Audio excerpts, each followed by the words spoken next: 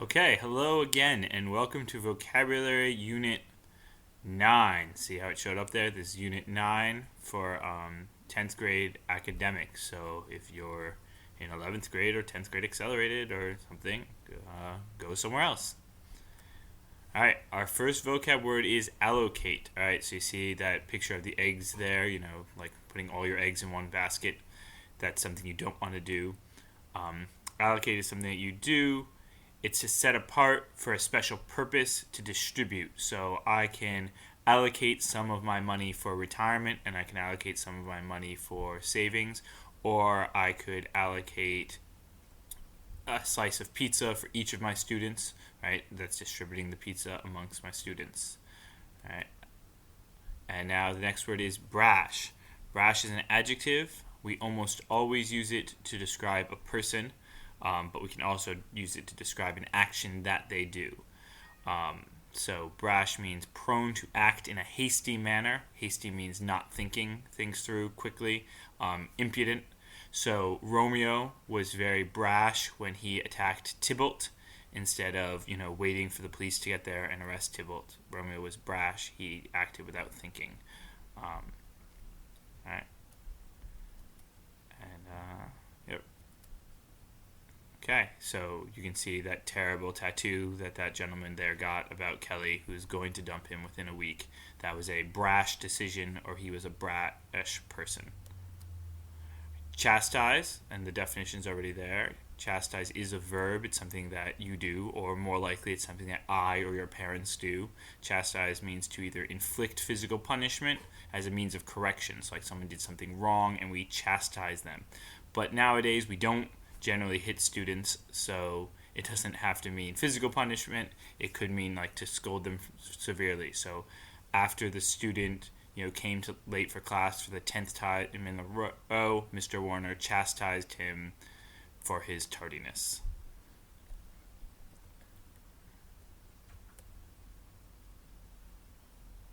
Next word is copious. Copious, you can see that's Thanksgiving dinner there, and there's turkey, and there's stuffing, and there's marshmallowed yams, and there's pie, and there's broccoli, and there is what we would say a copious amount of food. Abundant means like all that you need and maybe even a little bit more. Plentiful. If we're talking about language, we could say that someone had a copious speech, or that they had a copious discussion, and that would mean wordy, verbose, a lot more words than you necessarily need. Right. So that's copious. It means you have a lot of something. So I have a copious amount of, or there was copious food. Like food during the holidays, there were copious people at the concert, etc. All right, emaciated. So if you didn't have copious amounts of food, you might become emaciated.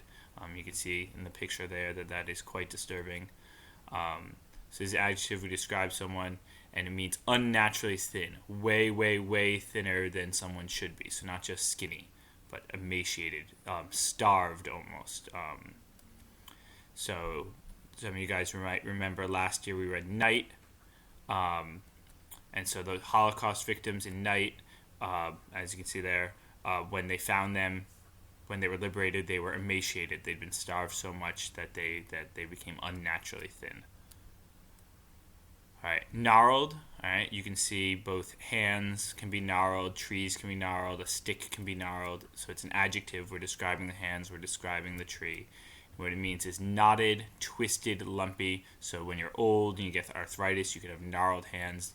That tree there, because it's an old tree, has become gnarled. All right. Omnipotent.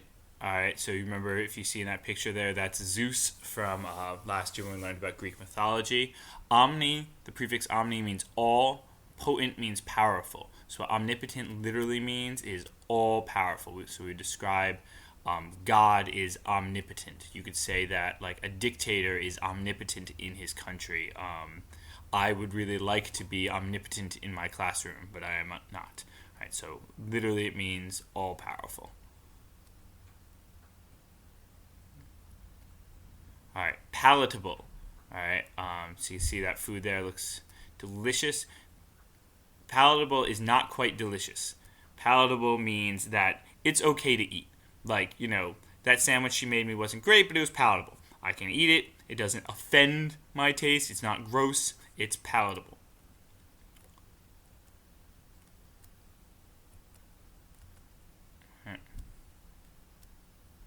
All right, sophomoric. All right, this is a perfect word for you guys because you are sophomores and many of you are also sophomoric.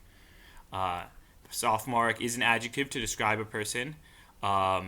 It means that they are immature and overconfident. So they think a lot more of themselves than they really are. They're a little bit conceited, but so they're not just confident, they're confident and wrong because they're in fact not very mature at all. So this is something that we sometimes see in sophomores. Suddenly they're not freshmen anymore and they're walking around the hallways shouting, freshmen suck, as if 10 minutes ago they hadn't been freshmen because they are immature still, they are overconfident, they are sophomoric. All right, spontaneous. All right, so spontaneous, we've heard this word before, definitely. It is an adjective, again, to describe usually a person or a decision that that person might make or an action that they make. What it means is not planned in advance, happening all on its own, arising naturally. So, I reached a spontaneous decision to ask the girl out. I didn't think it through ahead of time. I didn't hem and haw. I didn't make a pro and cons list. I was just like, hey, maybe I should ask her out. And then I did it. So that's spontaneous.